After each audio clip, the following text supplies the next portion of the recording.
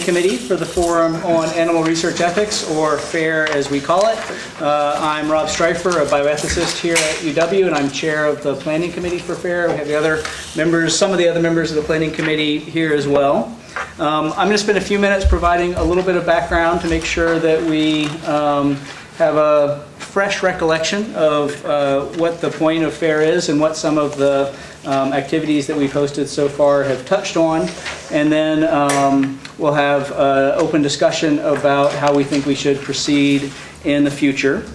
As I expect everyone in this audience knows, in the fall of 2010, FAIR was put forward by UW as a counter-proposal to Resolution 35. Res 35 was a proposal before the Dane County Board of Supervisors to establish an advisory panel to study the treatment of monkeys used in experiments in Dane County and the ethics of experimenting on monkeys.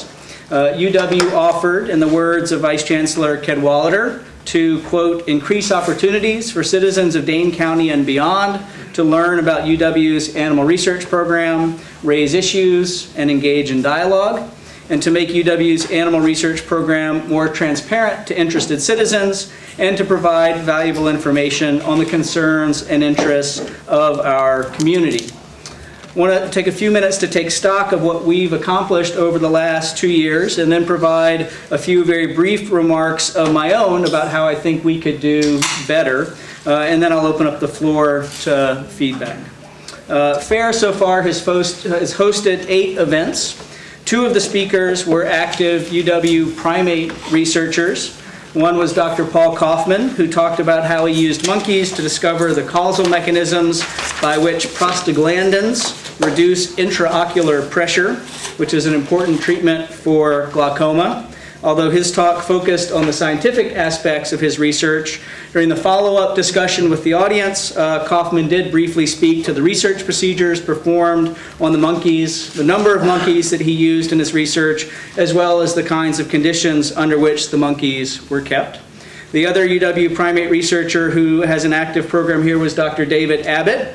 He discussed his research developing a monkey model for polycystic ovary syndrome and how that model played a role in establishing the current understanding of polycystic ovary syndrome as having its origins in fetal exposure to excess testosterone. He discussed the number of animals used in his research, the kinds of diets that they received, the social housing that they used, as well as the research procedures to which the monkeys were subjected. We also had 2 other speakers who were primate researchers, but who were not active primate researchers at UW. So Drs. Chuck Snowden and Franz de Waal. Snowden was here at UW, still is, but he's emeritus now. He worked with cotton-top tamarins for 35 years here at UW, but the colony was retired recently in 2008. He discussed extensively how his lab developed and used caging and non-invasive research methods that he thought did not disrupt the monkeys' breeding or their well-being. And he explained how his research has contributed to our understanding of conservation, parenting, bonding, and the role that hormones play in those capacities. Even though his colony is not active anymore, I thought that his discussion helped to illustrate the availability and feasibility of improved caging conditions over the norm and non-invasive research methodologies. Franz de Waal is a primatologist at Emory University, where he does non-invasive behavioral research on chimpanzees. He reviewed the empirical evidence in support of the presence of empathy and related proto-moral capacities in non-human animals. In addition to providing another illustration of how good scientific research can be non-invasive, his presentation was also ethically relevant in the following way. Some ethical frameworks that accord greater value to human beings than to animals do so on the basis of the claim that humans are capable of morality, whereas non-human animals are not. Well, de Waal's presentation problematizes that claim by pointing to the continuity of moral capacities across different species. He also briefly discussed the recent report by the Institute of Medicine, which found that most current chimpanzee research fails to meet an appropriate ethical standard of scientific necessity. We had 2 ethicists as speakers, Drs. Gary Varner and Lori Gruen. Varner discussed his views about the moral relevance of memory the ability to plan for the future, and what he referred to as having a biographical sense of self, which he thought was key to moral personhood. And he reviewed the current empirical research related to the possession of these capacities by non-human species. Dr. Gruen explored how one might discover the appropriate limits on animal research, either by using a utilitarian perspective, which she found wanting, or by analyzing the ethical bases of the appropriate limits on human subjects research. Our other two speakers were Lawrence Hansen and Andrew Rowan. Hansen argued that any research that physically harms animals constitutes animal cruelty and is on those grounds alone unethical. He criticized an example of research at UCSF in detail. This was research on the neural control of eye movement. And he criticized the current research oversight committees as having inadequate public representation. Rowan reviewed data on the number of animals used, on the attitudes towards animal research among both the general public as well as the scientific communities, and on the amounts of funding for animal research. And Rowan argued that all stakeholders, supporters and critics of animal research alike, should work towards using fewer and ultimately no animals in biomedical research. So those were the 8 speakers. Obviously, this is a very cursory review of the points that they made. At every talk, we also had between 45 minutes and an hour of time afterwards for Q&A with the public. And in some cases, we also had other faculty from UW as panelists. So with that, by way of review, let me conclude then by making 3 brief remarks to get the ball rolling on how I think the series could do better in the future. First, I think it would be very helpful to have more people who are active UW researchers present their work. And while doing so, also provide more discussion about the treatment and care of animals in their research, as well as the impact that their research and that treatment has on the animal's well-being. So we've had 3 UW researchers, but only 1 is active. I think we need to have more. Kaufman and Abbott did discuss the treatment and care of animals in their research, but not as much, for example, as Chuck Snowden did, who had extensive discussion on these aspects. And I think that things should hopefully tend more towards Chuck Snowden's presentation than the others. Second, the researchers are not often in the best position to discuss the care, the housing conditions, and the enrichment that are provided to the animals that they use. And so it would be helpful to have a speaker with suitable expertise address these topics explicitly. The Planning Committee has been trying to recruit such a speaker for some time now, but we've not yet been successful. Third, I think it would be very helpful if the more ethically oriented talks connected more directly with the research that's currently taking place at UW. So the ethicist that we did bring in, I think, had many helpful remarks about how to generally think about some of the ethics involved, but weren't familiar with what was going on here at UW and often declined to comment.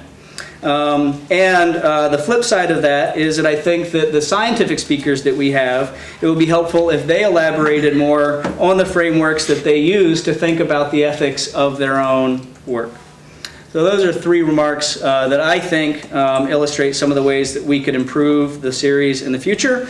And I now open the floor for feedback on the series so far, inputs on the kinds of events and speakers that you think would be most helpful in increasing transparency and improving dialogue.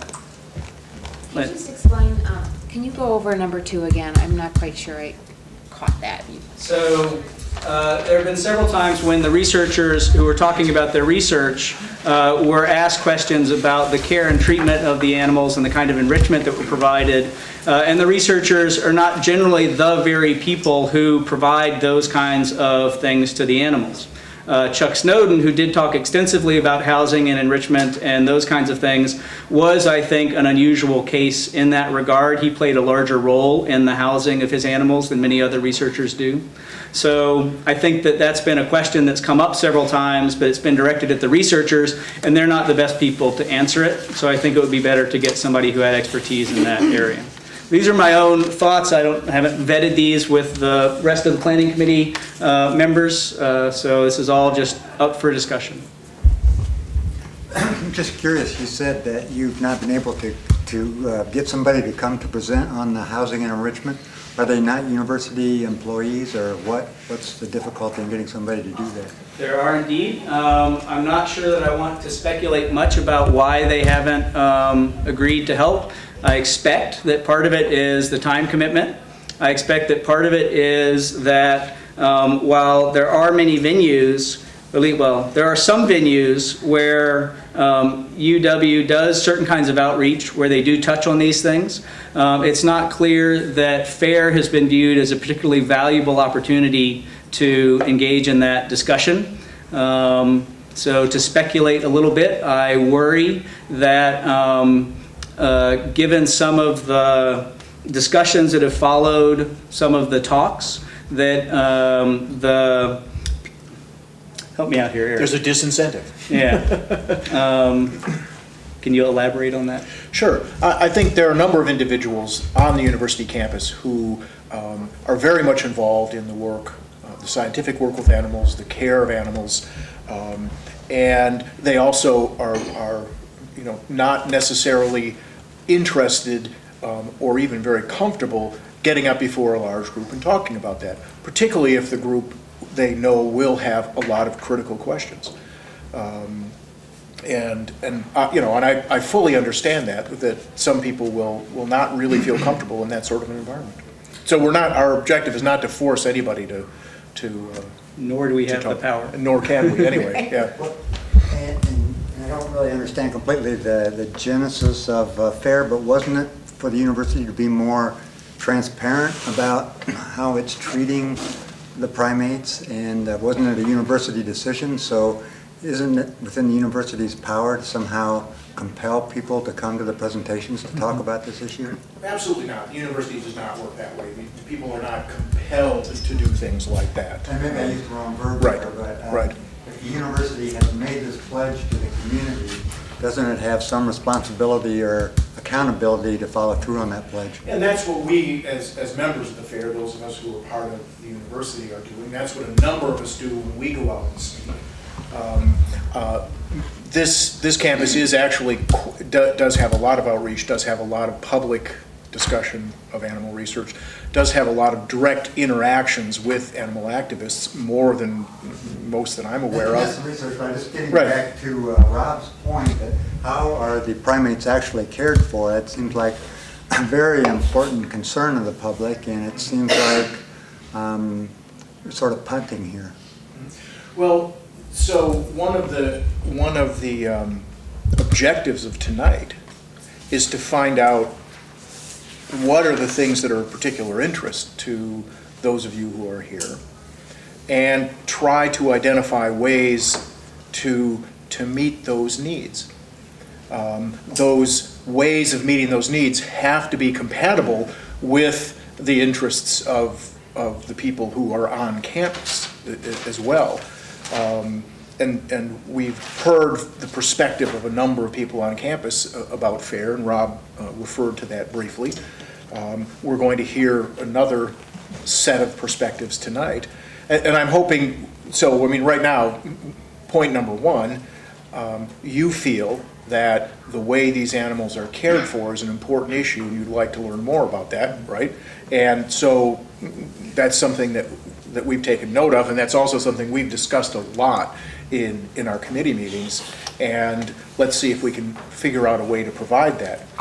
Our objective, one of the goals has been to present research and animal care together, because neither of those can be unlinked from the other. So if you are using animals in research, I think it's an obligation that you consider carefully what happens to those animals.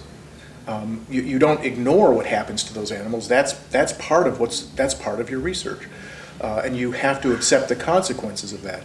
Alternatively, if you are criticizing the use of animals in research, I think it's incumbent upon you to understand why they're being used, because again, they wouldn't be used at all unless there was a reason. You can like the reasons or not like those reasons, but those two things balance each other.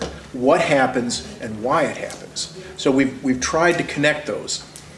And it's worked a bit, but not worked as well as we'd like. We can perhaps disconnect those. We can perhaps have a discussion on what happens to the animals alone without talking about the research. But there are disadvantages. In fact, we've talked about that in the committee.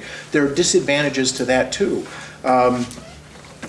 There's been a very... Listen or just to talk to us? Pardon me? You're here to listen or to talk to us? Rick, if you don't want to, if I've answered your question, I'm done. I just want to provide some context. So I won't say a word if none of you want me to.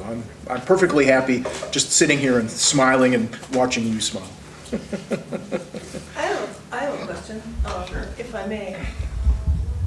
We listened to Rob summarize all the talks that have occurred so far, and there's a big range of them, right? So what I would love to hear from you and others is which talks, if any, were closer to what you find useful, to what you find helpful. You know, where were there some talks that you were like, well, that was more satisfying, that gave me more of an opportunity to get what I wanted than others? And on the handout that was distributed, there is a brief summary of the talks that I drew from my remarks. Okay. And why Snowden's? He actually talked about what was going on in his lab when he was running his lab and the things they were doing with the animals, and he had pictures of what was going on, and he tried to bring you into his research and show you what the animals were experiencing. And Day in the life. a day in the life sort of thing, but he actually, based on what he was doing with them, could speak very first-handedly, and apparently everybody in his lab, even he knew how the animals were being treated on a daily basis. And so that really was sort of a window into his work, whereas nothing else that we heard really gave you those glimpses. Really helpful. Anybody else? Well, on the other hand, I know, Rick, you're aware of the flip side of this. Snowden's experiments are not typical of the kind of invasive experiments that led to Res 35 and led to the foundation of FAIR to start with. That's right. And so the presentations that had a lot more promise were Kaufman's and Abbott's. I attended Kaufman's, I didn't attend Abbott's. I saw some of the video of Abbott's. Paul Kaufman eventually said more about how monkeys were treated, but didn't come prepared to talk about that. And the level of the discussion of ethics in the panel and from Paul Kaufman, I found very disappointing that night. But it had much more promise. It could have been much better. And my impression from a distance, not having attended, is that similar comments would apply to David Abbott's presentation. I saw the video of the discussion and the extent to which ethics were discussed in some meaningful way. It was pretty disappointing. One of the, sorry. But my understanding is that he did talk some about how the monkeys were treated in his experiments. So in Kaufman's talk, it came up in the Q&A. In Abbott's talk, it was more part of the presentation, and he had some slides showing housing and some other procedures that were being done, blood draws and things like that. One of the challenges that the Planning Committee has grappled with since the very beginning is, if we're going to schedule an event that's going to take, no more than 2 hours, and we want to tie in, a particular kind of active research here at UW and the treatment of animals that they're getting from the care staff throughout this and the rest of their lives, as well as an ethics discussion, right? As well as big picture issues about where you can't do that in 2 hours. And so for almost any speaker that we would ever, I think, or any event that we would ever to be able to do, it's going to have some focus at the expense of some of the other issues. And while I do agree, as I said myself, that it would be nice to have more explicit discussion about the ethics and the way that the researchers think about the ethics, that's going to be at the expense then of other things that people also say they want to learn about. And so it's a balancing act, and I don't say that we've done the best job of balancing it, but it's part of the reason why we want this discussion right now is to hear from you about should we be weighting some things more heavily than others, or more heavily than we have been. And Rick, another thing about balancing is that there's merit in having people with expertise in the different things that are being spoken about in the care of animals and the research and the ethics in the same presentation. But again, you can rapidly get too many people presenting. We wrestle with that a lot. I'd love to hear a vision, if you have a vision of how we might best present all those things together, because we'd all like to. We'd like to have them all considered in the same discussion, and I you know, what do you cut out to get that? And it would be ideal to have all of those considered in the same discussion by several different perspectives. Yeah. Right? And that's, again, it's going to be a challenge, but that's one of the things that we're trying to figure out how to do. Well, perhaps it could be a continuation. Maybe if there was going to be one person talking about their work, it could be a one night, you know, where they get a certain part and then it could continue on maybe, you know, 2-3 weeks later. So there could be a little more in depth on that researcher's work. That's a good idea. So related sub-series. Yeah, first maybe about the research versus the care, and then the ethical discussion, you know, and let it be something that builds. Right. Oh, that's excellent. In general, does that, for people here would like to see, would you like to see a series of lectures, so you'd really have to attend them all in order to get the point? Or would you find that more distracting? Again, that's an option, but there's a cost. I'm just curious as to what you all would think about that. For me, it would depend on what the topic is. Sure. Some topics are more important to me than others, and some would need to be more fully addressed than others, and that a series would make sense for me personally. Or perhaps something like a mini symposium where you do it in one day and have food in the middle or something. Maybe that would be better. Food in the middle sounds good. Yeah, okay, good. Would there be interest in having, because we talked about this as a committee too, would there be interest in having something that was beyond a evening presentation, that was something more like a one-day seminar? Or even half day. Or even a half day? Well before Resolution 35 was even an idea, I was trying to get the Oversight Committee to deal with the ethical question. And when I first brought it up, Eric and I had some correspondence. And Eric's suggestion, we're going through email and flawed medium, and my ideas didn't get across completely intact. So Eric's response was, why don't we set up some kind of conference, academic conference kind of setting. I'm concerned that FAIR has pretty much done that. They're setting up a series of academic colloquia. And it's a specific researcher on specific research, talking about specific research. And some of the advertisements even, like the one for Abbott's presentation, seem to promote UW research. It moved away from the genesis in Res 35, which was to inform and be transparent and engage the public in some really important issues, to presenting research in an academic way. I think it's really important for FAIR to get back to how exactly are monkeys treated in labs. You know, there's a former veterinarian who used to work here who has said that housing conditions for monkeys are impossible, and he's compared them to a concentration camp. Nothing like that ever comes up in these academic colloquia, but that's the fact of monkeys' existence in labs. Could I jump in? May I? Yes, as long as you say may and not can. Before you move on to the rest of your thought, I mean, if you want an event that focuses on the care and housing conditions of the animals, our initial default response is going to be, well, let's find someone with the expertise to come and talk about that.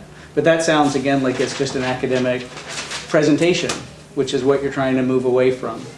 So when you say you want a discussion of this, help us understand what do you want and how can we help provide that or facilitate that, apart from trying to corral people with expertise to come and talk and pay their expenses. I wonder if it's fruitful to move away from specific research to specific questions that we want to answer to the community. Okay. And so the focus is, what are the housing conditions of monkeys? We're just going to tell the community what they are. What happens to monkeys in experiments? You know, the things like destroying amygdalas in the brains and keeping monkeys hungry their whole lives and this kind of stuff doesn't come out because we're focusing on Charles Snowden's non-invasive experiments. Let's come out and tell the public, what exactly do we do to monkeys during experiments? And then get to what is the main issue that never gets enough attention, is experimenting on monkeys moral? There ought to be at least one big session dedicated to that. But I'm afraid that it's an almost impossible task for you all in the committee, because honestly, I don't think there's anybody with the courage and the aptitude to come and make a coherent moral justification for experimenting with monkeys in these forms. I don't think you can do that. But I think you ought to try. Did you find, I mean, some of the ethicists talks said exactly that. There were some people who argued actually that FAIR brought in, said that it's not moral to do research on monkeys. Did you find those helpful? I did attend Larry Hansen's talk. That was the one that I think fits closest to your... The one, yeah. Yeah. The one where a bioethicist is on the panel, and based on things she's told me personally, did not express an honest opinion that could have gotten the audience engaged in the whole moral question. That's disappointing. Lori Gruen was very careful, but was not familiar with the actual experiments that go on here. Right? We need somebody who can talk about the morality of the actual experiments that go on here.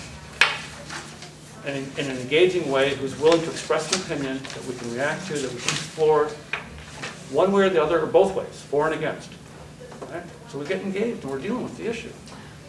I know one of the things that the researchers have said is, sort of picking up on your comment about we need people to talk about how the monkeys are treated and what's going on with the monkeys, and then listed some examples. One of the things the researchers argue is that many of the examples you gave were examples of what happens to some monkeys in one experiment, but as we all know, there are thousands and thousands and thousands of primates here. And I think part of why the pushback, and you can jump in here, I think part of the pushback that I'm hearing is that part of, first of all, monkeys are treated in many, many different ways here. My guess is that many people here on all sides of the table have concerns about some of those treatments and not so much about others, Snowden versus Kaufman, for example. And so if people are trying to answer the question of how are monkeys treated at UW, there is no answer to that. There are a lot of answers to that. And so to answer that question, you need to talk about, if you're going to do it really accurately, then there's a range of answers, from the way Charles Snowden's monkeys are treated to the way Kaufman's monkeys are treated, for example. So that's one issue that makes it a little difficult. And I think the other issue that I find myself struggling with is that, well, not personally, but I think it's been tricky for everybody at FAIR to try and help with these discussions is that part of the, as we all know, part of the arguments against biomedical research on animals is not just an ethical one, it's also a scientific one. And so researchers are told by some people that the work they're doing does not have any value, and thus, not surprisingly, they feel the need to give presentations that explain why they believe it has value. So that's, that's separate from what you're talking about the ethical arguments about whether it's ethical at all, no matter what the purpose. But that's not the only argument, and that's not what everybody wants to talk about. Some people want to talk about whether the research has any value inherently or not. So it's tricky to meet all of the needs of all those people. I'm not saying, I mean, they're all valid needs, but it's tricky to meet them. So Richard Reinhardt, when he was here earlier, he published a couple photographic works for animal care staff talking about the care of monkeys. And so his photographs and his discussions and the videos that he did really weren't looking at, he really was talking about the general treatment of monkeys. And so as far as the daily care, as far as the number of monkeys who are individually housed and how they're moved from one place to the other, what sort of enrichment they have, what's their cage look like, how barren is it, how long do they stay in there, those sorts of things could be addressed in spite of, no matter whose research it was.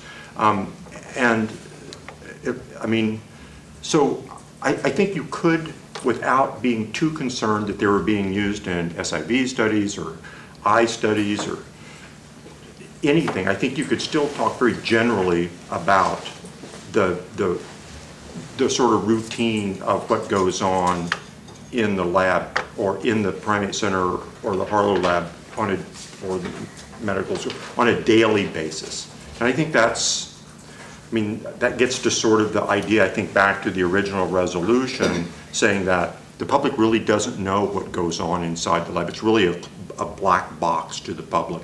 And so we hear that the monkeys are treated well. And what does that mean? I mean, and most people don't know whether does it mean that it's meeting the minimum standards of the law, or does it go beyond that? And what are the minimum standards of the law? I guess if you stop and ask the average person on the street, what are the minimum standards required under the Act to house rhesus macaques? Nobody's going to be able to tell you. They don't know. So their vision of what's going on in the lab is, they don't have, whatever it is, it has no foundation. And the forums could actually do that. In fact, it doesn't have to be somebody with an expertise in that area.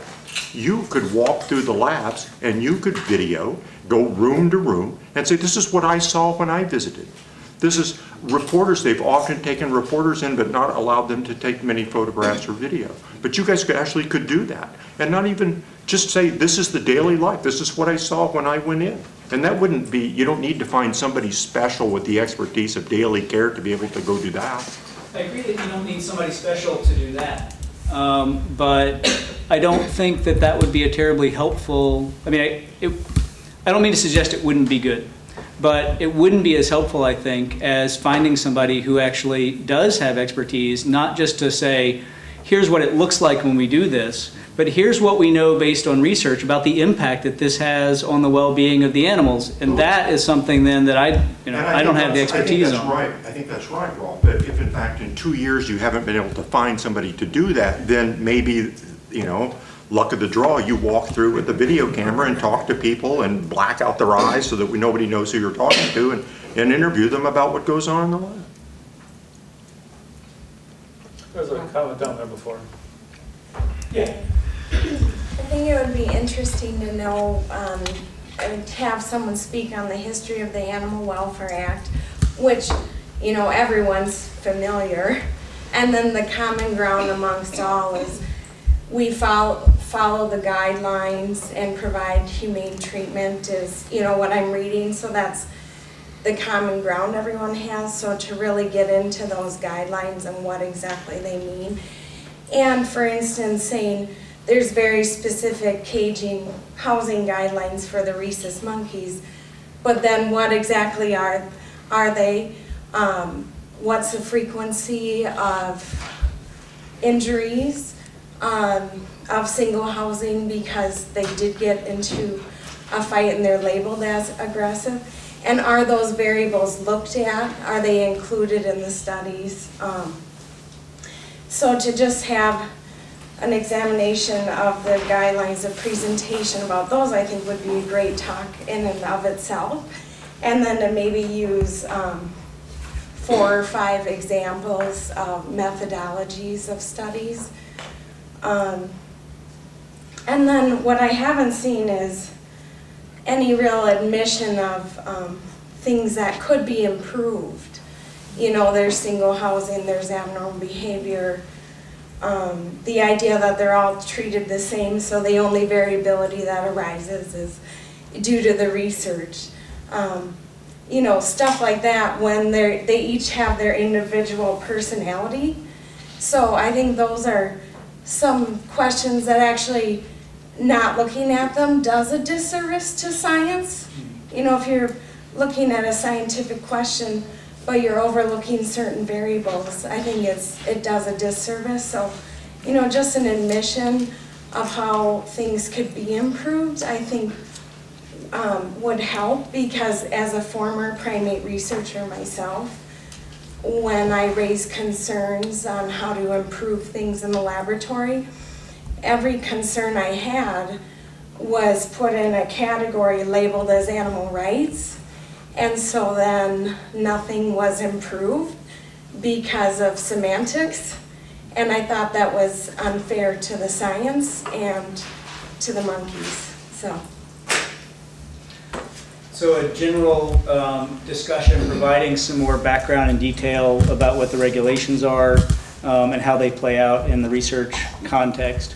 I would remark that several of the speakers, again, it's it's unfortunate that it's usually in passing, but several of the speakers have talked about things that they think would be better. We had a very frank exchange with Paul Kaufman about, why don't we do things like they do in, is it Costa Rica? I forget where it was, where they have huge natural outdoor places. And he said, money.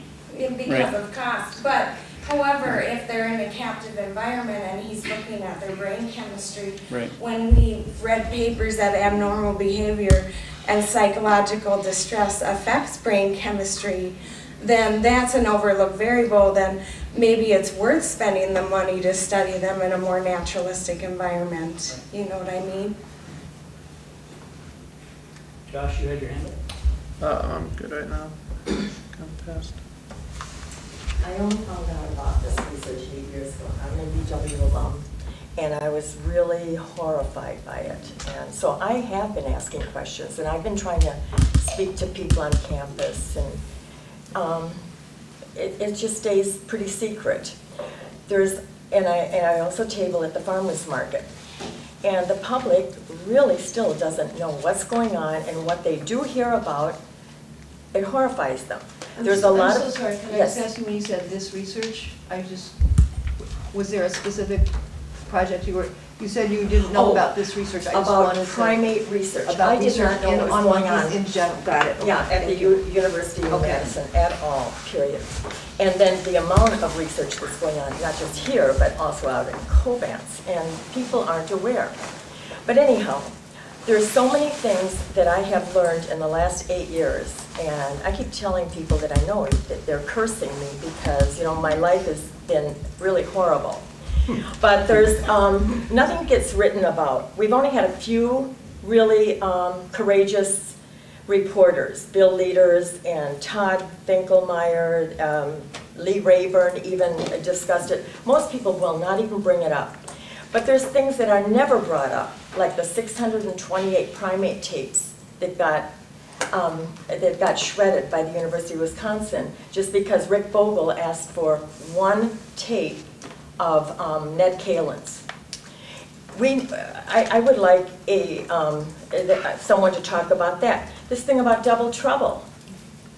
I mean, this shouldn't, nobody's bringing it up. Nobody's talking about it. Even the silencing of Jennifer Hess. I really have to differ with you because I've done nothing but speak about that. Okay, maybe you, Eric, yes. And that's fine. I understand. I saw you on CNN too. Okay, but the media controls this. I don't want to hear any more lectures. I like this setup right now where we're having a discussion, and that's what I thought that we were going to have. And we're not having a real discussion. And we need to focus on the issues that brought us to Resolution 35. And those were experiments like Tom Yin's of this double trouble, Ned Kalin, Mary Schneider about the alcohol, and even the maternal deprivation studies. This is what's upsetting people, and I think I don't want to hear any more lectures. Let's talk. We pay for these experiments, and I don't want my tax dollars used this way. And as I've learned so much, I am not a scientist like the rest of you, and I'll never be able to discuss any of your experiments. But what I've read about what's happening in Europe, and I even tried to talk to Biddy Martin, and I gave her a stack of stuff, and she wouldn't even talk to me or anyone in this group at all. She did talk to me. She talked to you, okay, but she wouldn't talk to me. And the reason I approached her was because she graduated from the German department, and I gave her some articles in Spiegel about Andreas Kreiter's Bremen experiments. And there, the city council was doing in Bremen, just like we were proposing to do here in Madison. The city council had a say in what happens in primate research at that university. And yes, it's been disputed on, but people in Europe are discussing this issue. And this, the last 3 years, we're just listening to lectures, and a few people get up and speak, and that's it. And it still goes on.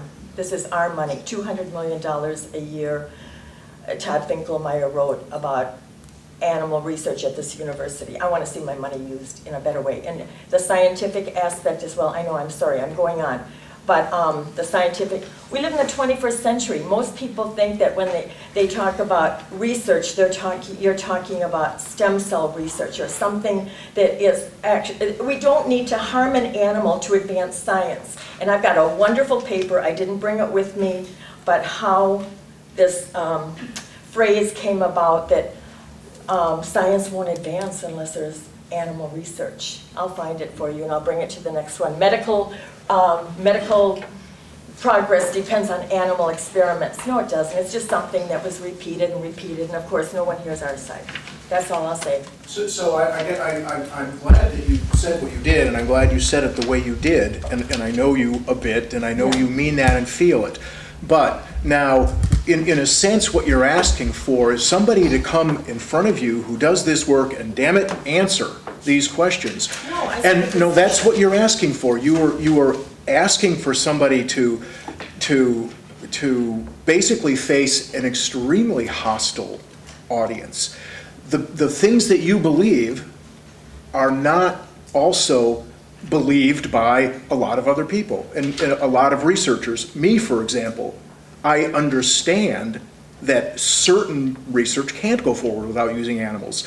You can say we shouldn't use animals, that's fine, but then we can't do that research.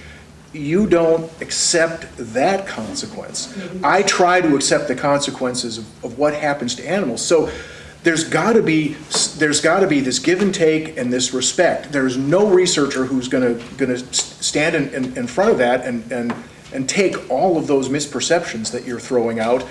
And I don't see how that would lead to anything, well, like the one that I just said about medical research. Some medical research can't advance without using animals. Well, let's talk about that. Yeah, well, so, okay, so perhaps what you're saying is there are a series of fundamental beliefs that you have, and you feel that those make it unjustified to do research. So perhaps one thing we could do as a forum would be to collect statements like that and then have someone on the forum answer it. Have me or someone else say, well, here's an example of research that couldn't go forward, showing you that it's not always the case. And I would love to see that, because a number of the beliefs that you have, I don't share. I don't think you're correct. And you don't think I'm correct. So maybe that would be, and maybe it would be sort of a small session like this, but but is that idiosyncratic? Does everybody have the same set of misperceptions? Can we say, okay, we're going to have a perception fair, and people can throw out a perception, and somebody else can say, well, no, that's not correct in my perspective. How would you turn that, what you said, what you want, how would you turn that into one of these programs? I would love to figure that out. Can I just parenthetically just quickly add something to correct a misperception, I think, or a perceived misperception? You said something about you are not a research science like us. Right. I'm an animal behaviorist. I'm not a research scientist. Dawn is a physical therapist. She's not a research scientist. Rob is a philosopher, an ethicist. He's not a research scientist. So the committee is not made up of research scientists. No. And I think that's a very important perception. I meant who you've had to give presentations. Eric, didn't you debate? Lori Gruen is not a research scientist, and et cetera, et cetera, et cetera. Didn't you debate Dr. Greek? I did. So there was somebody that was, other than Ann, who really could say, I do have an understanding about the science and medical research progressing with or without using animals.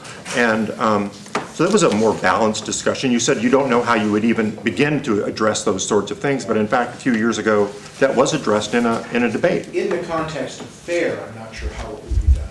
And it might be separate from FAIR. It might be interesting to debate for me to talk with Ray Grant, because he doesn't understand what research is either. But you could say you were wrong. Why couldn't FAIR have set up a debate? We absolutely could, but I don't know that we don't have to, but we could.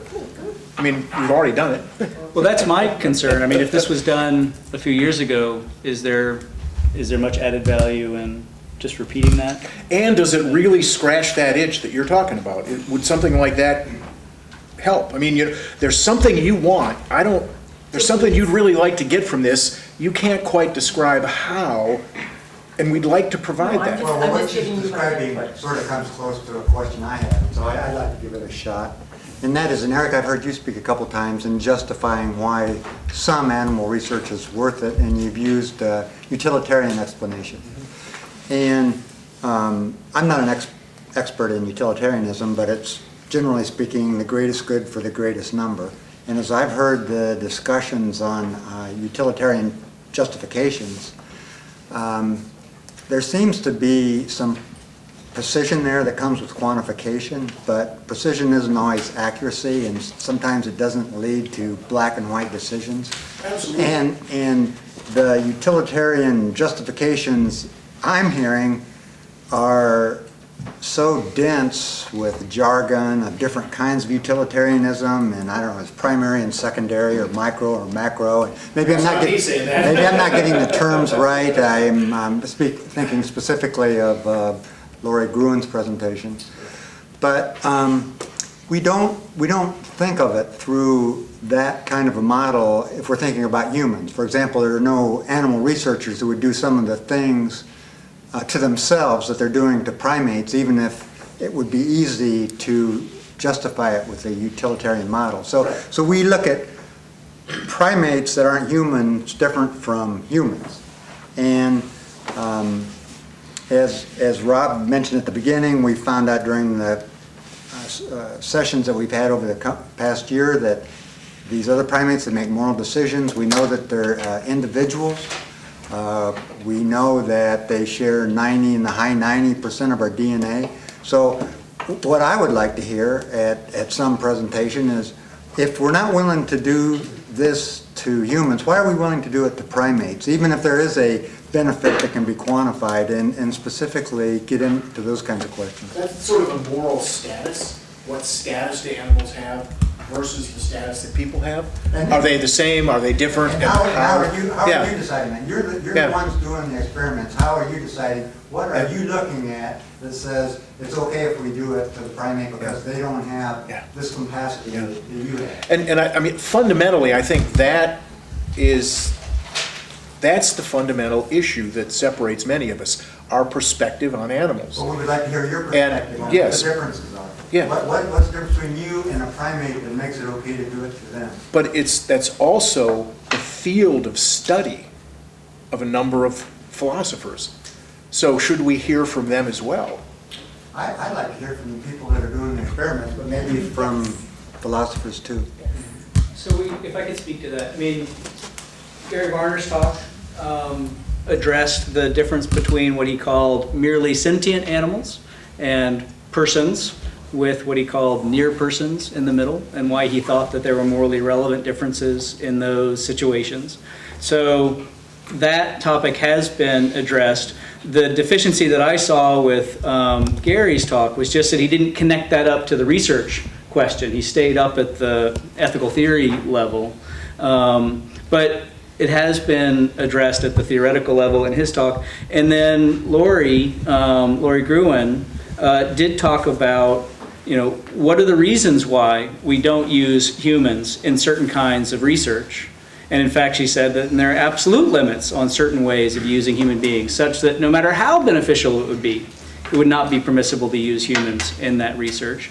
And then she tried to take her understanding of what underlie those kinds of limits and say, look, don't they apply to animals as well, at least in some cases, right? So there's been discussions about that.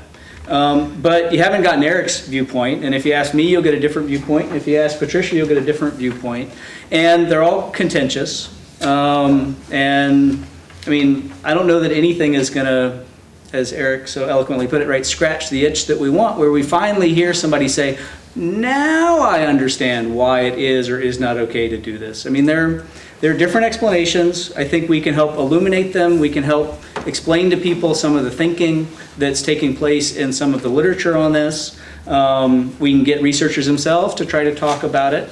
Paul Kaufman at the debate with Rick addressed this explicitly, but what he said was, well, we're human and they're not.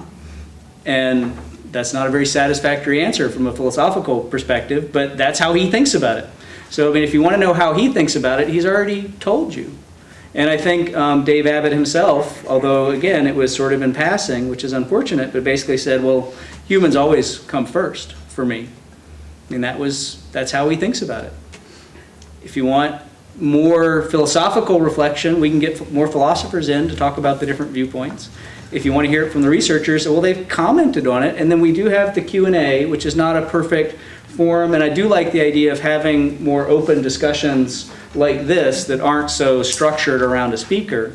But, you know, the Q&A has been an opportunity to press people on, well, you said that that's your ethics, but that's wrong. So what else do you have to say for yourself? I just wanted to make a quick comment about this, talking about a misperception of whether we should use animals for research, and obviously we can't use people because they would say no and animals can't. But what I'm really curious about is there are several companies that are employing experiments and scientists doing testing that do not use animals for things such as AIDS, cancer, multiple sclerosis, Parkinson's. I'm not talking little things that, you know, like a cold, I'm talking serious things. There are companies that are using non-animal sources and are getting effective and you know, results. I mean, getting results, getting answers to these, you know, questions. Obviously these things haven't been cured, but they're working on it and they're not hurting any other species to do that. So it is possible to do, because there are companies that are doing it now. And I mean, well, if you're talking about, well, even like cats and dogs and primates, we're all mammals, but I'm not a cat. So I don't think that, you know, regardless of what results you're looking for, what you're trying to cure, what you're trying to find, no research on a cat. And I don't call what happened here to double trouble research. I call it criminal animal cruelty. Sorry. I don't think that any research on an animal is going to help anything that I've got going on with me. Thank you. So one way to address that is to say that so roughly $200 million a year is associated with animal research here, and that means $800 million a year is not. So the vast majority of funding doesn't go to animal research here. So depending on the question that you're asking, if you don't need an animal to answer it, you don't use an animal to answer it.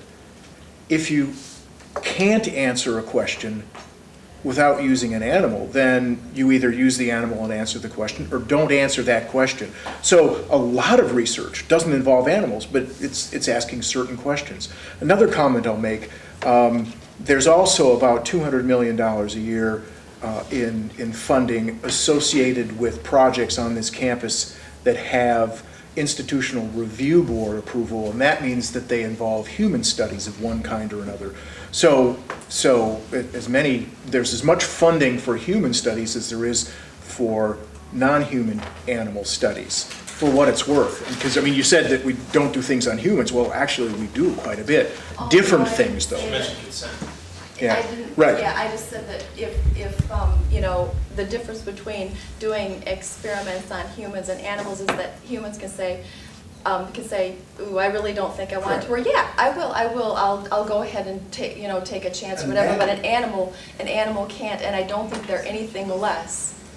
Just because they can't speak out. And that goes directly to the moral status question, that are animals similar or not? If they are the same as humans in that respect, if they can only be used when they say yes, then we can't use them because they can't say yes. Of course, we can't eat meat, and we can't spay and neuter animals because that's interfering with their reproductive rights, and we can't, run them over on the road. So remember, you can carry these things to extremes, and then they become ridiculous. Spay or neuter is just a little. Oh well, so it's interfering with the reproductive ability of an animal. If you do that to a human, my God, what? I suggest that we're restraining. I agree. I absolutely agree. And then Josh has been dying to speak for the last 20 minutes, and then I'd like to talk after him. Well, actually, Dawn has also had her hand up, so Josh and then Dawn. So I kind of wanted to go back. So Res 35, the idea was like among other things, to provide transparency. This is a demand that folks wanted to know what's going on. We want to like bring this knowledge.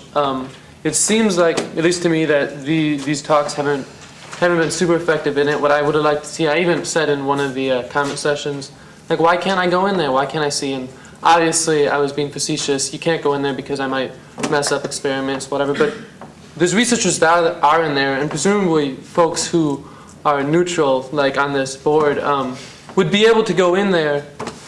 Why don't we use some of these thousands of dollars we're using to bring speakers in to just get those videos, get the kind of information that the whole public, not just certain speakers, can look at? I mean, once that information's out there, people can see it. It's not like the ALF breaking in and taking videos, because you can't respect that. I mean, that's one side. Why?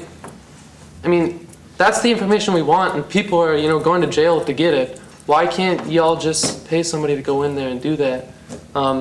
And I guess for just about this committee, if we don't think this committee can actually do the kind of talks that can provide transparency, maybe the university should stop doing the committee and stop opposing resolutions like 35 and let, you know, the government, the community, our democratic government do it. You know? I'd die to jump in there. I think these are two brilliant points. We're talking about transparency. Show us. Yeah. Don't get people from the outside to come in and talk to us. Show us. Show the community. Brilliant. So both the Harlow Lab and the Primate Center do tours, but they're selective about who they'll give a tour to. And elected representatives. And they're, you know, many of the people who are the most vocal proponents of Res 35 are not going to make their cut. So I've been in the Primate Center. Personally, I'm not interested in a tour. I like Josh's idea of the university filming, do a video. Right. So some of the outreach that takes place does show videos. I mean, we can collect that kind of information. Maybe we can produce more. We have to get a variety of permissions. I can't make a bet on whether those will be forthcoming or not. There are, I think, reasonable parties who are concerned that that kind of information gets used in biased and prejudicial ways. And in the end, it's not, you know, I can't just snap my fingers and authorize it. We have to get cooperation from a variety of parties, but I'm happy to try to collect what's already available and possibly inquire about producing more. But it's not as if these resources are totally absent. But of course, the goal of Res 35 and of the FAIR Forum is not just to sort of be happy with the status quo, but to try and increase and improve on how things have been going. And so, you know, the fact that some of this is already out there, I just want to put that out as a minor correction to people who are saying this is totally in the dark, we can't ever see this. Well, that's not quite right. But I do agree that we could try to do better, and we're a possible venue for procuring some more of those things. Whether or not the Board of Supervisors is going to be happy with what we've done and want to reconsider Res 35 is a perfectly legitimate question for them. They were invited tonight. I don't know if we have any members of the Board of Supervisors here. They didn't have as much notice as I'd hoped, but they were invited. I don't know what their continuing interest in this is or is not. It's worth mentioning there's a tremendous amount of information out there about the things that are done here. I don't think it's in the form that many of you want it to be in. So you can help us by defining what the form is, and you're starting to do that tonight. If we take a video camera and go in and film some rooms, and here's some animals, and you know, and here's an animal getting your blood drawn, and here's an animal that has the simian immune deficiency, that has a disease. I don't know. I mean, okay, we do that. We come out, and you say, okay, great, thanks. That's all. I mean, are you going to like be done then? No, I don't know that that's really all that you want. And if it is, great. We can really work hard to do that. But you know, it's difficult for us to see exactly what would satisfy you. Scratch that itch. Well, it doesn't have to satisfy people in order for it to help. True. Right? I mean, True. it can provide a common basis. Yep. It can eliminate certain misperceptions. It can eliminate on both sides, right?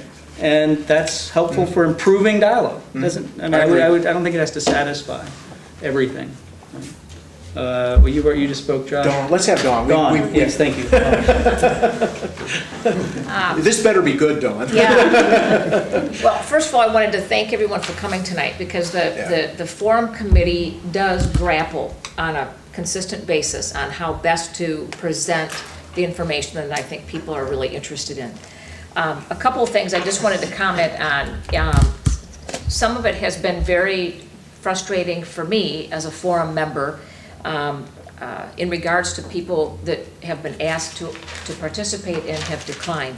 And one of them is, and a couple, I think that Rick's referenced Victor Reinhardt. Victor was asked, for people who aren't familiar, he was a veterinarian at the Harlow. Primate Center. Primate Center for many years, and did write some wonderful material with pictures, and spoke about how it was the lab situation for the monkeys is very grim and very. Anyway, he was asked to speak, and he said he does not do that anymore, sadly. So we did reach out for him. Another area that was disappointing is, and I liked your comment in regards to all the research that's being done, not using animals, well, we're still getting some excellent data. It was actually Kaufman's talk that rather than the panel we did have, there was an interest of mine to secure researchers on campus that are studying glaucoma in other ways. I went to the epidemiology department. There's a huge study done up in the Beaver Dam area with like 5,000 people that they have been following. She would not touch it. I talked to 4 other people in the epidemiology department, would not touch it. I talked with mouse researchers that would not touch it. These are UW people that even though, as Eric said, we can't make them participate, it was very, very disappointing on my part that all these people on campus that must be proud of the work that they do, trying to find cures for glaucoma, but they're not using primates, certainly. They might be using other animals or people. What a concept. Nobody would come forth. I mean, interestingly, I mean, Why do you think, Dawn? Pardon me? Why do you think they would? They were scared to death because Paul Kaufman is the chair.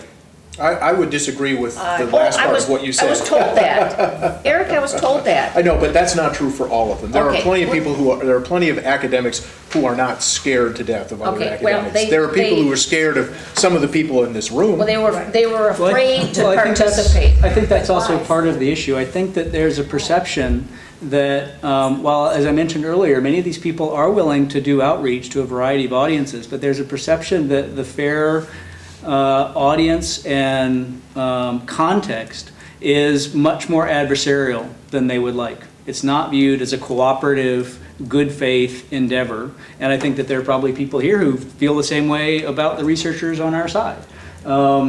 So, you know, if they felt that this was a genuine opportunity to go and have a good faith discussion about the pros and cons of different research methodologies in a different context, I suspect, well, I'm speculating here, but I suspect that many of these people will be happy to do it. But they don't see FAIR having been the direct result of this dispute about Res 35 as providing that kind of a neutral, open forum.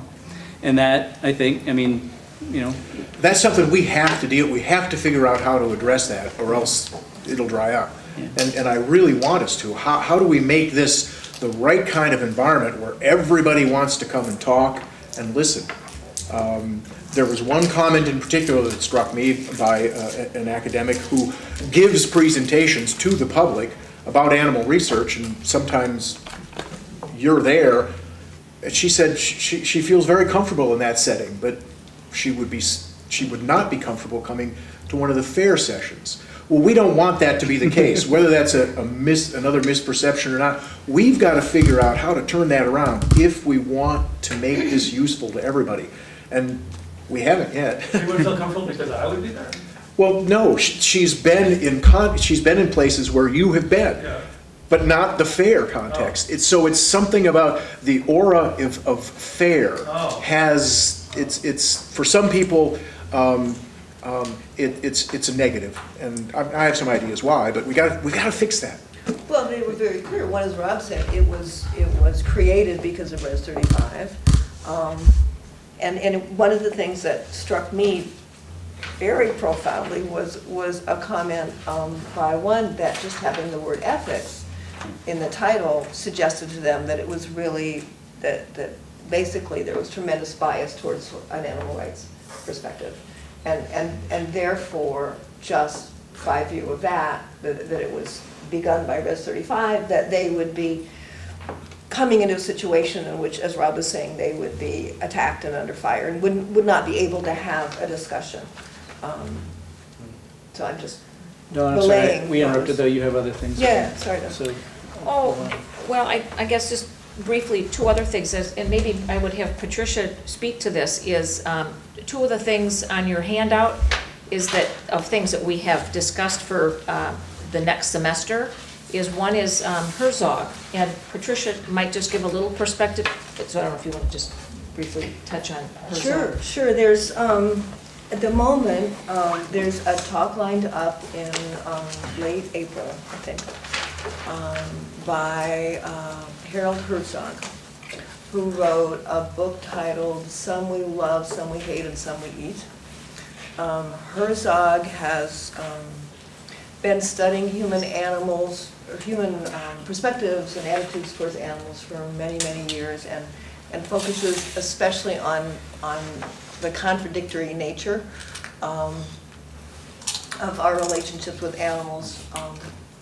He's looked at quite a bit of research. For example, he talks about a study that he did with a colleague looking at the results of IACUC's decisions, sent the same work to different IACUCs, got different answers.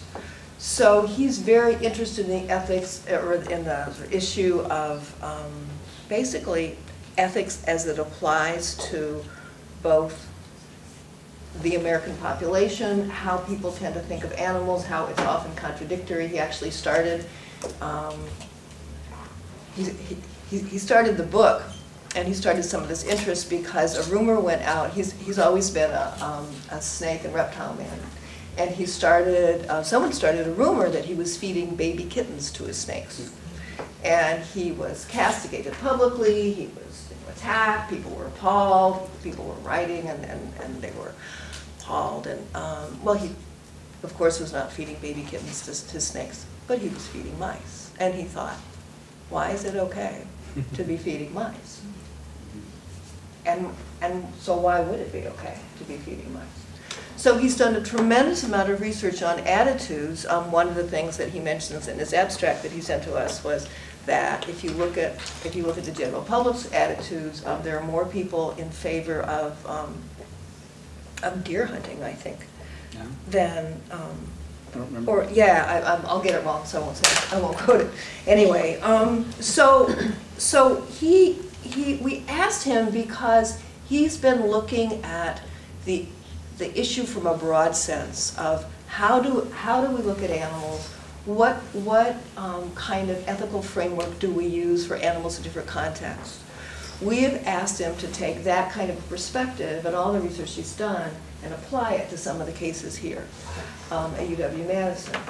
So at the moment, he doesn't know a lot of details about some of the more controversial cases. Well, I would suggest that while he's optimistic about that, I mean, he's got to sort of figure out how to do that. So I don't know exactly what the end result is going to be here, but that's what and we can't, Gary, I mean, we can't write his talk for him, But he will be made aware of much of the very controversial research that's being done. Right. That's been done, or is being done He here. has been made aware. Okay. Already. So this is not a talk about, specifically about a particular, that's completely focused on one of the more controversial research projects here at UW. And it's not a talk about a day in the life of the monkeys. So in that sense, it might not be of interest to some of the people here and to some of the other people who like to come, who are interested in pursuing that. I'm the one who proposed him because I think he has a lot to say about the issue of our attitudes towards animals in general. I mean, one of the things that I think is important relates to how does the entire community, not just the people in this room, you know, the people here, all of us are very, very vested in this issue. But you know, you said most of the public isn't, and it's many of them do know about it, but frankly they don't care. It's not printed. And so one of the things that I thought would be useful is to have him come and talk about some of the research that's been done about how do people feel, how do they feel about animals and our treatment of them in different contexts, and what to do about that in relation to animals and biomedical research and other ways we use them. So that's the potential right now of him coming in April. We can always disinvite him, but I think that might be inappropriate. Lynn. You know, you've asked what's going to take care of our itch and all that, and I'm just going to speak, you know, personally here. My goal, obviously, is to put an end to all animal research. I mean, that's it, period. Yep. And I think that and also when you relate that to even the eating of animals and the use of animals in making clothes and other fabrics, leather, fur, I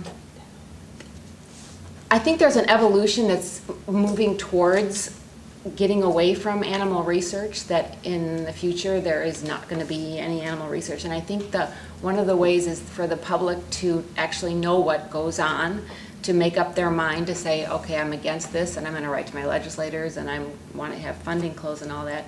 And for example, there's a movie, I don't know if any of you have seen it, called Earthlings. And it shows behind the scene coverage of what goes on in all kinds of different situations with animals. And for someone to force themselves to see that, they can look at it and say, I'm never going to eat another chicken again, you know, after seeing what goes on in the slaughterhouse for chickens. So I think what Josh was saying is that I think just like the movie Earthlings makes people look and see what's going on behind the scenes at a slaughterhouse, what's going on where the pigs are being raised and being, you know, stripped of their skin and boiled and hideous things like that, is people should be able to see what's going on in a primate lab or in any kind of a lab, and to see, rather than have the, you know, we've seen undercover, I've seen all kinds of videos of people punching and, you know, monkeys or doing all kinds of things, but it's, I mean, everyone should see what goes on so that you can make what I think is so that you can make your own choice, and to say, well, I never knew it was like that. I mean, someone sees what goes on in the movie Earthlings, they're like, I never knew that that's what went on, you know, in a slaughterhouse. And not just the monkeys in the cages, but during experiments. Yeah, oh yeah, right. Definitely. This is interesting. It gets back to a point that we very much have in common, and this has come up in some discussions that I've had with members of the Alliance. I would very much like to see people know what goes on in the laboratory and know exactly what kind of research comes from that and how questions are answered that can't be answered in another way. And this is a commonality we have that we've explicitly stated. You believe that if everybody knows exactly what goes on with the animals and what all the benefits are, if any, you believe they'll say we shouldn't use animals. Not everyone. No, well, but many. I believe that if people understand exactly what goes on with the animals and understand exactly what the benefits, if any, there are, they'll say, you know what, it's worth it. So that's something we share in common, and right from the start, we've talked about that. We want people to understand the full story. The difficulty, though, is if you just do one side. Well, and I think you think... We only get that one side, that blind side. Yeah, I know. The presentations in the forums haven't reflected a strong effort to make people know what's going on in the labs. You've had ethicists, you've had people that aren't from here, so really you've only had 2 people. 25% of the talks that you've put on have been people that are using animals here. So you say you have this strong desire. Yes. You haven't done any of that. excuse me, but I think having two professors get up and talk about the stuff they've done is quite remarkable. Where else is that happening in a forum like this? Nowhere, because there are no forums like this. This is a forum, given the committee that designs it, this is a forum that has both sides. It's not just UW people going out and doing their things, and maybe, you know, one of you is in the audience and ask questions and they think it's fine. It's not just you guys going out and doing your thing, and maybe one of us is in the audience and we make some comments. It's an attempt to bring it together. Maybe it's impossible. Maybe that will fail. I don't want it to fail. Do you think people that went to the Kaufman lecture came away with a good understanding of what happens to the monkeys in his lab? No. I don't think they came away with a good understanding of the research either. We haven't figured out how to do it yet. That's why one of the reasons we're here. But how can we provide both pieces of information so that people truly can make up their mind with proper information, knowing what's real? I don't see you trying to do that. Well, we are. Yeah. Well, actually, could I respond to this too, as well as a member of the planning committee? I mean, I agree that people probably didn't come away with a good understanding. From my perspective, the forum has been successful to the degree that it helps improve that understanding. And I think that if people paid attention, they will have an improved understanding. I mean, we had a speaker, an audience member after the Kaufman talk, who articulated the view that as long as animals are in cages, don't talk to me about humane research because it can't be humane. So I know where this person sits on the spectrum. And he said, I thank Dr. Kaufman for giving such a frank and full explanation of what exactly happens to his animals. He did not hold anything back. So I think some people thought that they did actually improve their understanding. I won't say it's good. As I said, I mean, one of my points was, I think we need to get the researchers to talk more about that. I think we need to get other people, probably from the veterinary care staff, to talk more about that. So I agree that we can do better. But 25% isn't zero. And, you know, the fact that we haven't perfected this doesn't mean that we haven't made any progress. That's my take, at least. Down here at this end of the room, there's been some hands down at this end. Sorry, yes. Yeah. Well, I was just going to say that it seems like you have presenters that are presenting something and then you have an audience. Why not, instead of having like presenter after presenter after presenter, and have these different points that aren't talking to each other, and people that don't want to go up and voice their opinion to like an antagonistic crowd that are going to ask all these questions? Why don't you have two of those presenters get together and have an informal debate so that you have people that know both sides of the issue that can talk to each other and ask the questions, knowing the information that they need about the other side? Wouldn't that sort of solve the, I don't know whatever anyone else thinks, but... a debate format event. Yeah. Continuing the discussion on transparency, I think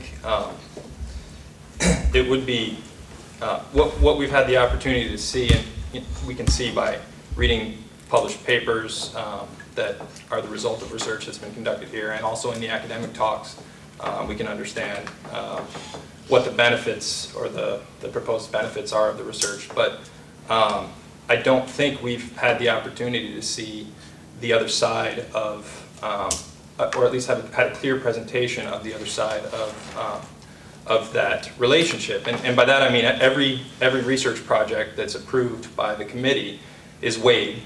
And I don't know, particularly how that happens, but there's a decision that's made that the harms that are going to happen are balanced in some sense against the benefits that are possible. And what we have had a lot of is what the potential benefits could be, but we have not seen a fair accounting of the harms that are approved and are systematic that happen to these animals. And I think that that speaks to the point that, is it Lynn? Mm-hmm. Lynn was making, that in terms of transparency, it's felt a little bit one-sided because, to be completely open, there has been a decision, it's been weighed, and by some standard, it's been said that these harms are outweighed by these potential benefits. We've seen and been talked to about the potential benefits, but have not had the opportunity to get a clear picture of what's actually happening to these monkeys or these cats or these dogs or these mice.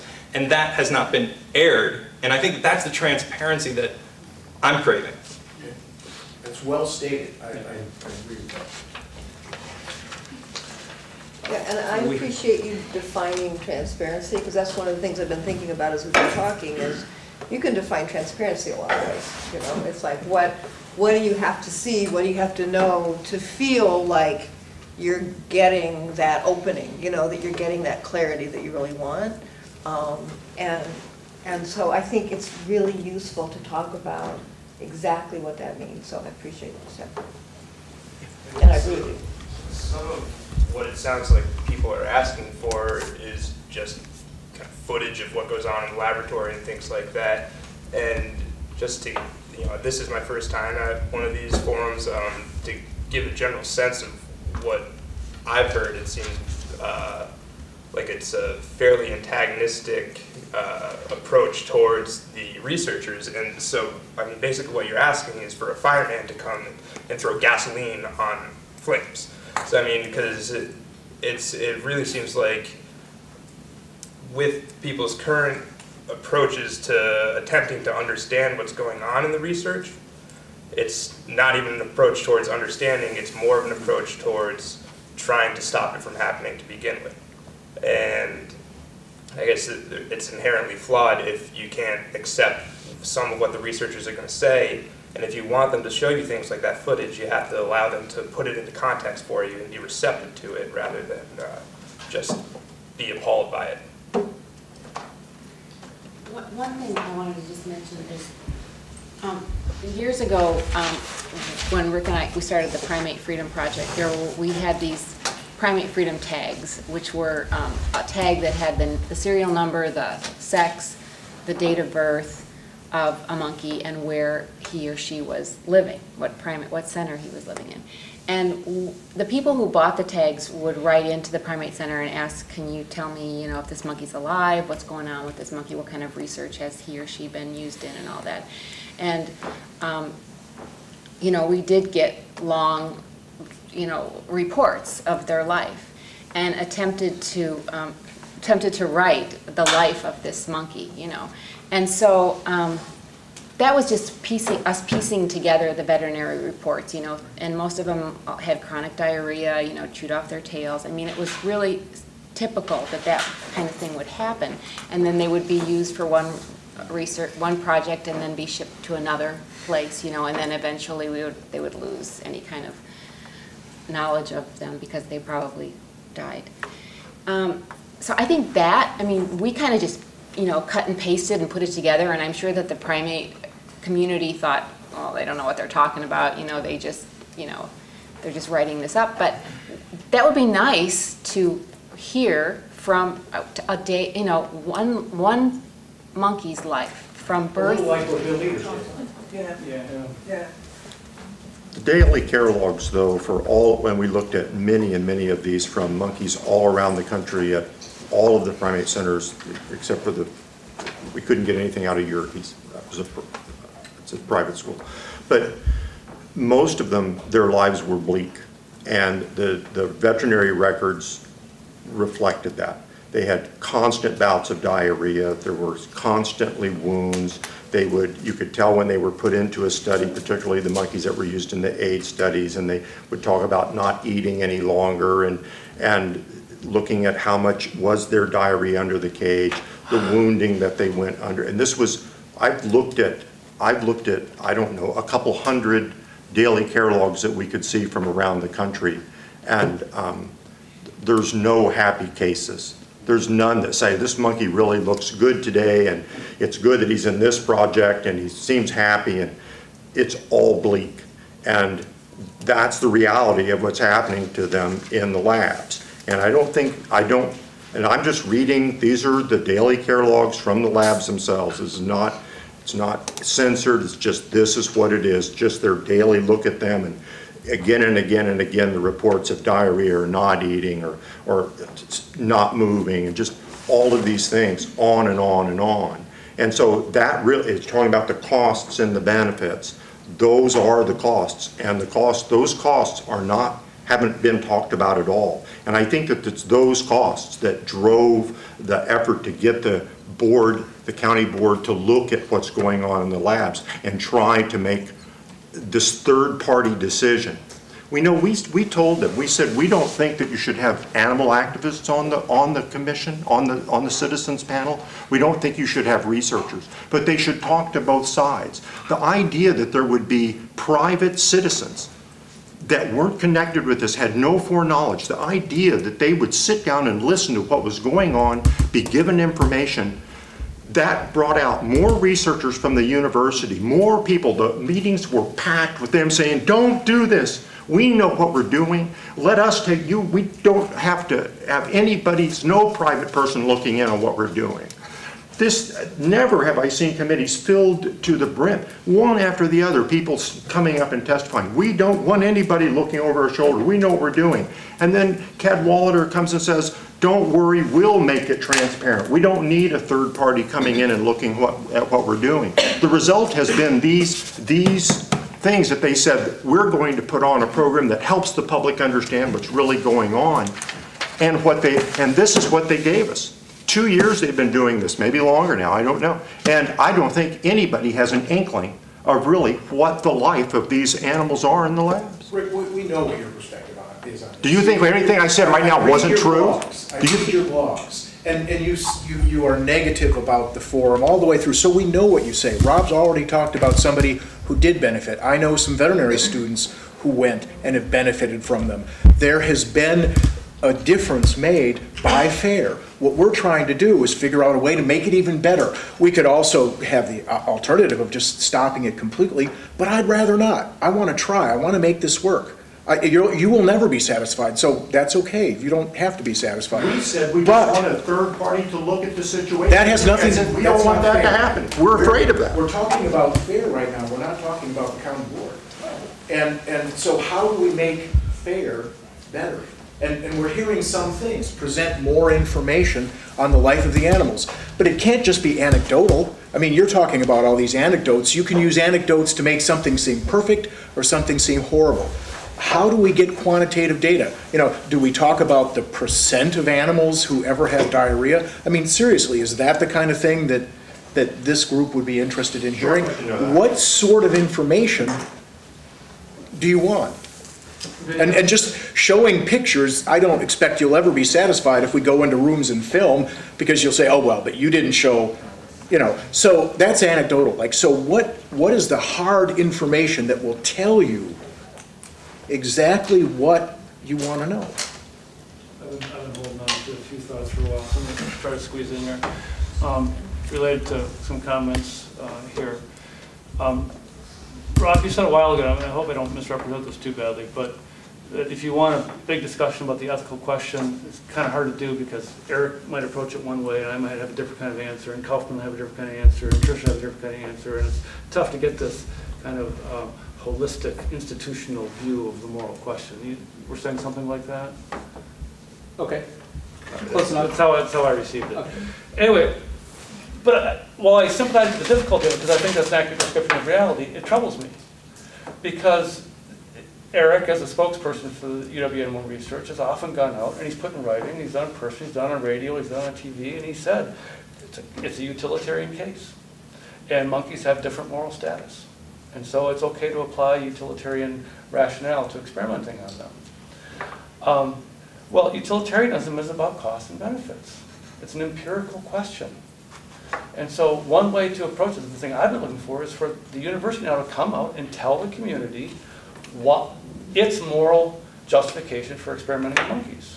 And for years it's been apparent the moral justification is utilitarian, right? So come out and explain that to us. Tell us how you value it. Tell us just what the benefits are. Tell us just what the costs are. Tell us how you value them. Tell us why you think monkeys don't have the same moral status as people. Come out and inform the community about your moral decision-making process. So Kaufman says we used 15 monkeys. We gave them eye drops. We did some procedures under light anesthesia that were minimally invasive. We did some procedures under deep anesthesia that were very invasive. And we did terminal stuff at the end to look at tissue analyses. And what we learned from that was what he talked about during his talk about how to come up with this treatment for glaucoma and understand the mechanisms by which it works and this and that, and it can help this many people. I mean, and we had the earlier discussion, right? What's his ethics? Well, He thinks that humans are more important than animals, and if you can help that many humans with that few monkeys, then it's justified. But he's not the one approving his experiment. No. And ACOG approved his experiment. Okay, Apparently good. So you... on a utilitarian basis. Right. So can they explain that to us? I'm not because sure they say they balance costs and benefits. Right. Tell us the costs and the value of the costs, the benefits, the value of the benefits, and how you made the decision. And for some of the ACOG members, you'll get exactly the same response. Here was research that at the beginning they thought was going to lead to some knowledge that would help treat glaucoma for this many hundreds of thousands of people, and the cost was 15 monkeys. And procedures, some of which were minimally invasive, some of which were very invasive, but under anesthesia. I mean, that's what they'll tell, that's what many of them will tell you. Have I now satisfied your issue? No, because okay, what am I missing? You haven't presented the utilitarian case. I just did. I haven't heard anything about the values of the cost and benefits.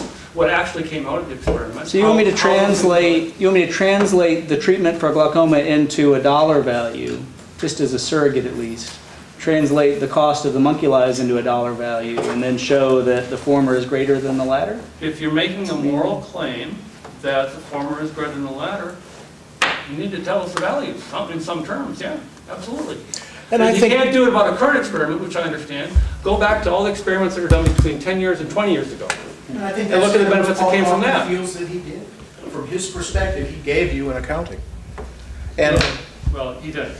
Let me squeeze in a couple other thoughts quickly here. Ray Greek's name came up earlier, and I'm trying to actually show us a little more constructive ideas about what to do with FAIR. You said, you know, does it make sense to bring someone like Ray Greek back, because we've already had this general debate about predictiveness of research on human animals.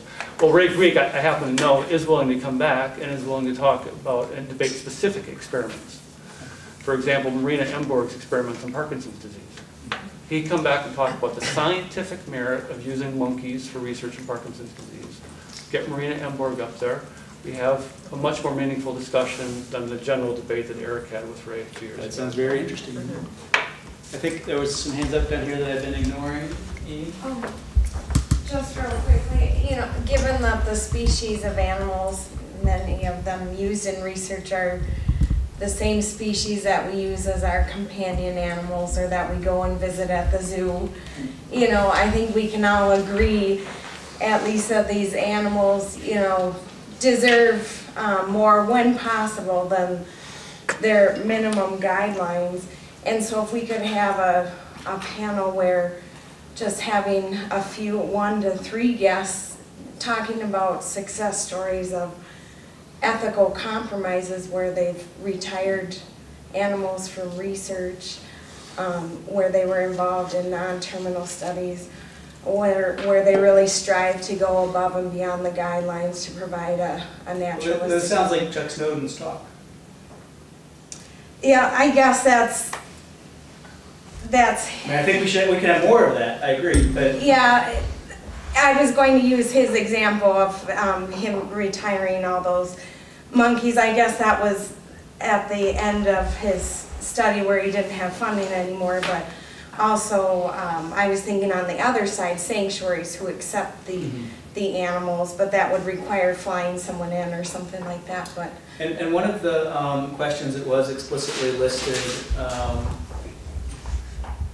in Provost DeLuca's letter to the Dane County Board of Supervisors that he said these are the kinds of things that the forum would address, was what happens when animals are no longer needed for research projects and retirement. So that has been a question that we've sort of, that's one of the ones that we haven't really done a great job of tackling. Snowden addressed it in his particular case, but that doesn't really give a sense of what's typical or the big picture. and maybe how we could increase it. Right. You know what I mean? Like it happens, but you know, how could you work towards increasing it given, you know, the intelligence of the animals? They're not us, but they deserve more, you know, at least that's my opinion. Right.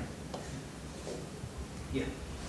Before, I think Eric said that we shouldn't just go, we shouldn't just listen to anecdotes of, you know, or do a video camera through the halls of here's some cages, but this isn't maybe representative of all of the monkeys in all the cages.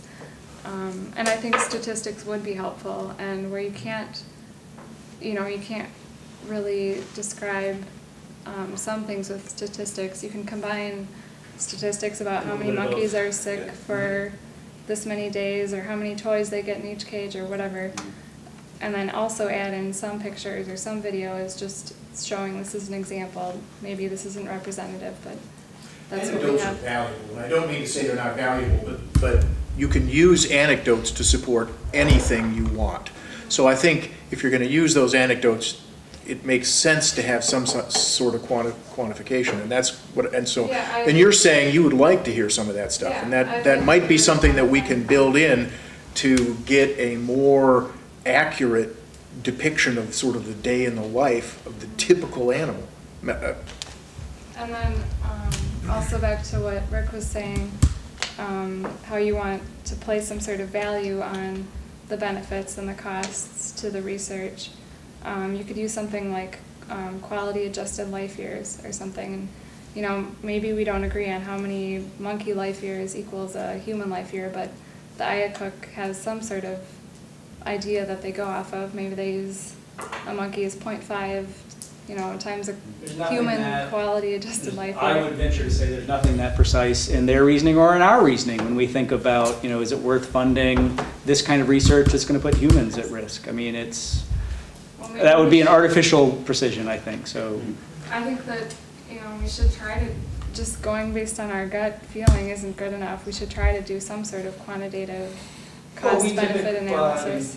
It sounds like, I mean, we can perform FAIR right here, or we can talk about what things should be in the future. I mean, but it sounds like a discussion about the ways in which IACUCs do make their decisions and why would help to answer. Well, my understanding is that's going to be a central feature of this next discussion that we have, where we talk about the maternal deprivation stuff. We're going to talk about what happened at the committee level, and I think that'll give you a sense, at least that'll answer to some extent how the committee approaches these things. Yeah. I have a really quick question.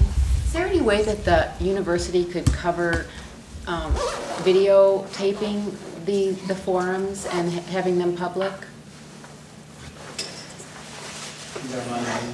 I mean, maybe. I don't have a problem with that. I mean, it's just there's a certain limited amount of money, and it goes. Well, you have a lot more money than we do.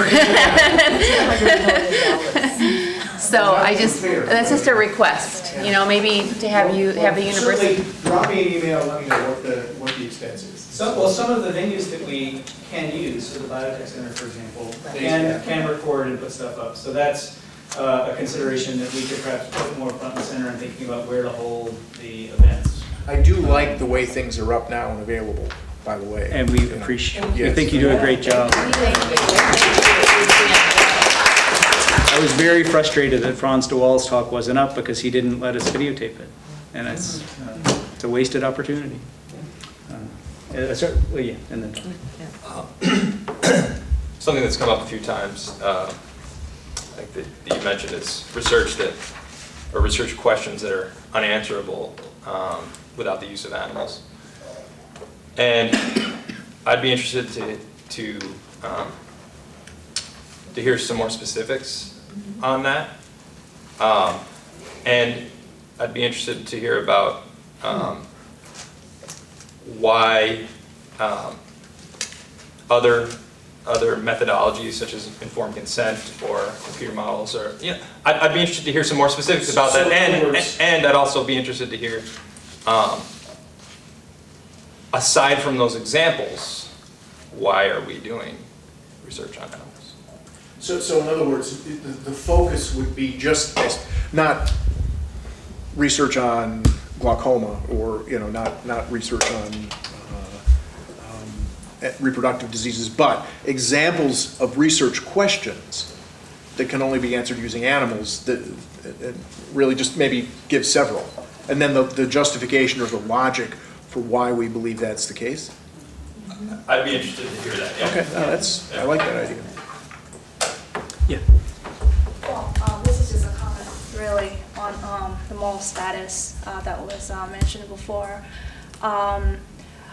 Well, you don't have to answer this, but I do wonder, because I just find it very arrogant how I guess people in general assign statuses to non-human animals.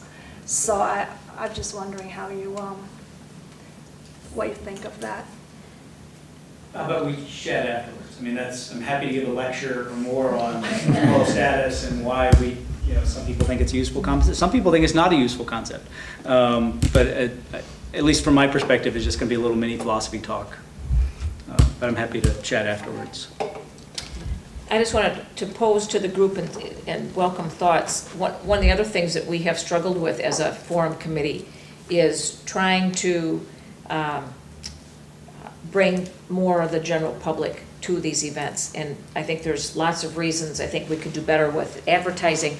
And maybe it's the venue. I mean, they're all taking place at the university. I mean, maybe they need to take place at the Madison Library, downtown, or one of the library branches, and get it out of the university's realm.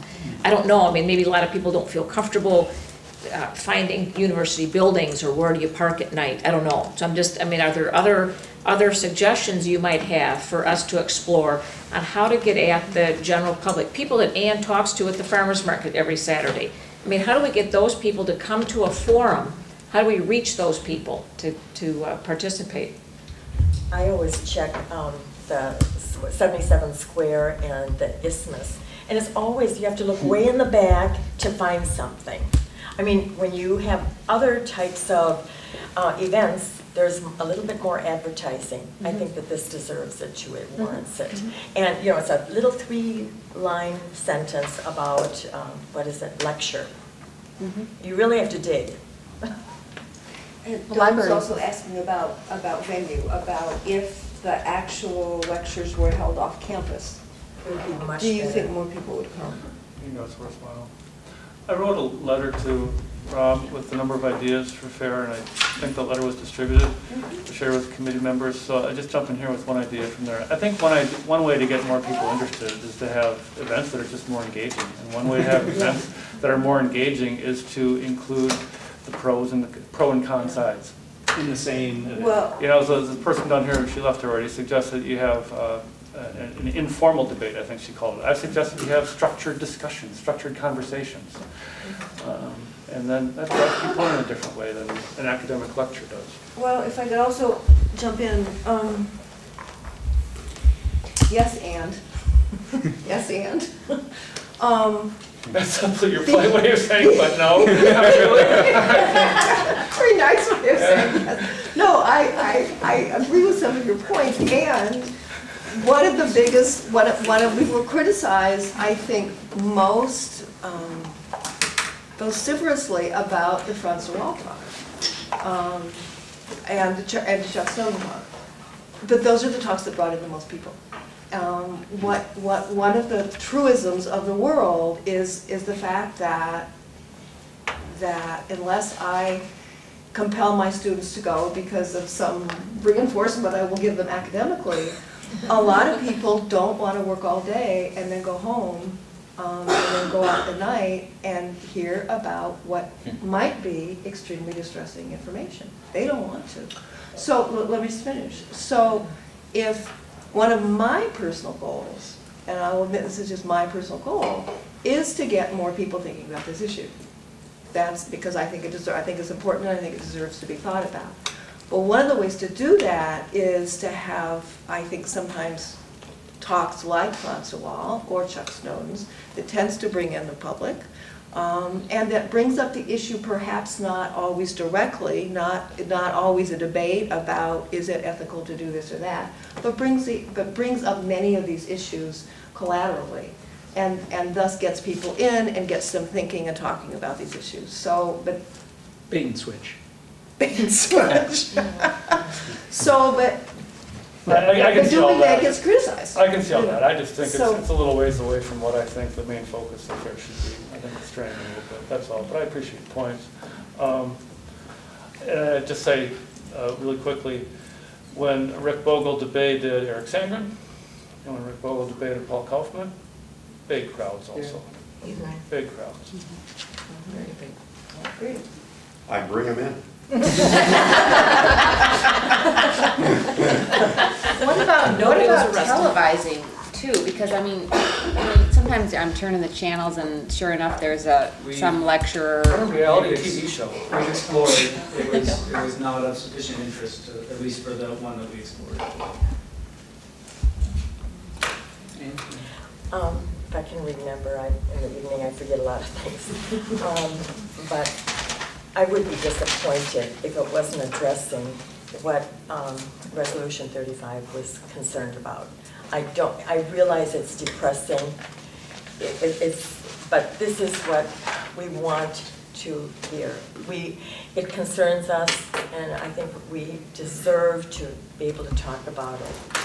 And you do, and I acknowledge that, but I'll say but this time, but I also want to say there is a big community here.